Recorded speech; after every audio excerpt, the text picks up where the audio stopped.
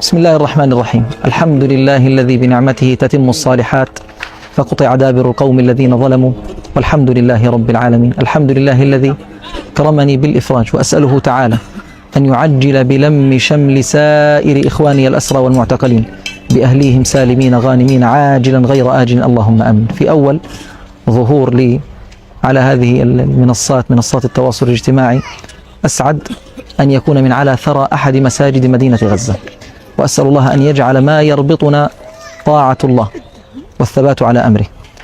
أسعد بتواصلي معكم، وسعيد جدا بهذه المشاعر الطيبة التي نقلتموها في حبكم لصالح. أسألكم في آخر ساعة من ساعات يوم الجمعة المجابة، في هذه الساعة المجابة، الدعاء لصالح والإكثار من الصلاة والسلام على رسول الله صلى الله عليه وسلم، لعل الله جل وعلا يزيح عنا هذه الغمة والكربة. اللهم آمين. نلقاكم قريبا بإذن الله سبحانه وتعالى.